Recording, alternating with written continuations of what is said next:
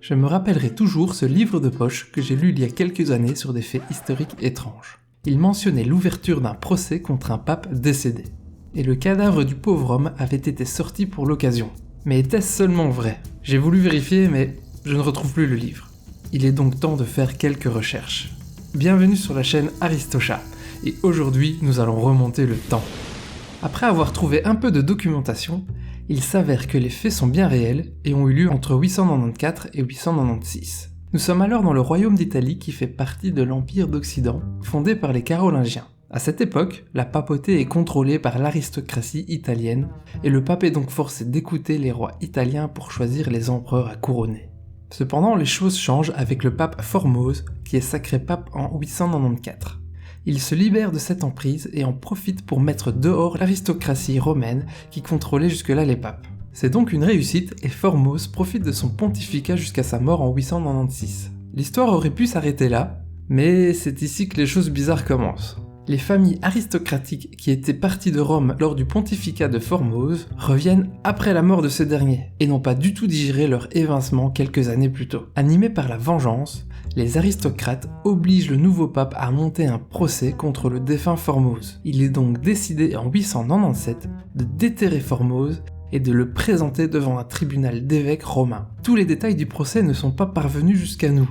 Ils ont été brûlés par le pape Jean IX, regrettant sans doute le traitement réservé à Formose. Les récits qu'il nous restent mélangent donc le réel et le légendaire. Le tribunal commence. Il faut donc imaginer Formose placé sur son ancien siège et portant ses anciens habits pontificaux. Sa légitimité de pape est remise en cause par les évêques présents, et ne pouvant pas répondre face à ses détracteurs, n'étant plus vivant, un avocat lui est assigné pour le faire à sa place. L'ancien pape est finalement condamné, dépouillé de ses insignes religieux, et on lui retire les doigts de la main droite qui lui avait servi à bénir. Enfin, toutes les décisions qu'il avait prises en tant que pape sont annulées. Après le procès, le cadavre dépouillé est livré au peuple de Rome qui le jette dans le Tibre. Cet événement serait mal passé auprès de la population de Rome qui avait gardé un bon souvenir du pape Formose. Des émeutes éclatent et le pontife en fonction, Étienne VI, est déposé et finira même étranglé dans sa cellule de prison. Suite à cela, le corps de Formose est finalement repêché et est inhumé dans la basilique Saint-Pierre. Ainsi, Formose peut enfin reposer en paix. Je suis content de m'être souvenu de cette histoire et d'être replongé dans le passé. Car en plus d'être un récit exceptionnel, ces faits témoignent des intrigues dans la curie romaine et des rapports de force tendus entre les souverains européens et pontifes, qui ont eu lieu tout au long du Moyen-Âge. En effet, il y a des luttes pour être pape, et en plus de ces luttes, s'ajoutent des rapports de force pour contrôler le pape. Le pape a joui à cette époque de pouvoirs non négligeables. Tout d'abord, il est à la tête des états pontificaux, bien plus grands qu'aujourd'hui. Cela fait de lui en quelque sorte un roi. De plus, c'est lui qui couronne les empereurs, comme nous l'avons déjà dit, et donc, il fait un poids dans le choix des prétendants pour le trône impérial. Enfin, le pape dispose d'une autorité morale et spirituelle indéniable, contrôlant ainsi la direction de la religion chrétienne. Pour ne rien arranger, la période dans laquelle s'inscrit Formose est marquée par le déclin du pouvoir impérial et voit l'émergence à sa place de puissantes familles baroniales romaines, qui transforment les élections papales en un champ de bataille pour le contrôle de la ville et des possessions papales. Presque tous les papes élus au cours de cette période sont des personnalités extrêmement faibles ou profondément corrompues, voire même souvent les deux. Et la fin du pontificat de plusieurs d'entre eux est marquée par leur assassinat ou leur renversement par la force.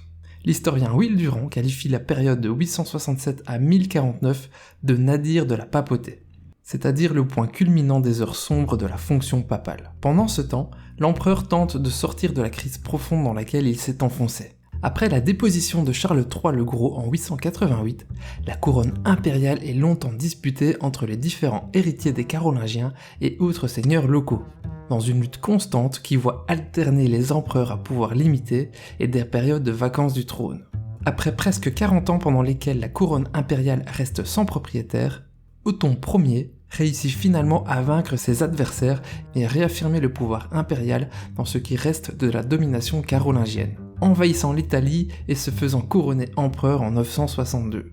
Ainsi, l'Italie devient un royaume constitutif du Saint-Empire romain germanique, qui voit désormais son centre de pouvoir en Allemagne. Tous les empereurs seront désormais allemands.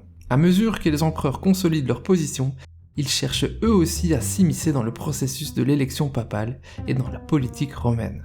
Les cités-États du nord de l'Italie sont divisées entre ceux qui saluent le retour de l'autorité impériale et ceux qui préfèrent conserver leur indépendance, donnant lieu à des affrontements entre guelfes et ghibelins, les factions qui soutenaient respectivement le pape et l'empereur du Saint-Empire romain. Et ces frictions ne se termineront seulement que dans le courant du XVIe siècle.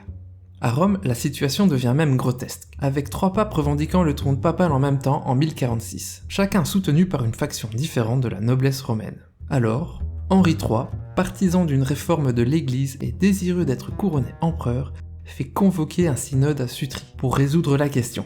Les 3 prétendants sont déposés et un nouveau pape, Clément II, est élu et couronne Henri III. La corruption dans laquelle la papauté a sombré au siècle précédent, combinée au besoin important du soutien d'une puissance extérieure garantissant sa survie, pousse les papes suivants à mettre en œuvre une série de réformes radicales visant à rétablir l'autorité papale, tant dans la sphère morale et spirituelle que dans la sphère temporelle et politique. Ce qui donnera naissance aux réformes grégoriennes, mais c'est une autre histoire. Merci énormément d'avoir regardé la vidéo jusqu'ici. J'espère que ma nouvelle façon d'animer vous a plu. Ça m'a demandé beaucoup de travail, et votre feedback sera très important. N'hésitez donc pas à manifester votre avis avec un like ou même un dislike. Ainsi je saurai si je dois continuer dans cette voie. Et si vous voulez vraiment me soutenir, vous savez quoi faire. En attendant une prochaine vidéo, n'hésitez pas à faire un tour sur la chaîne, et il est temps pour moi de vous dire à bientôt.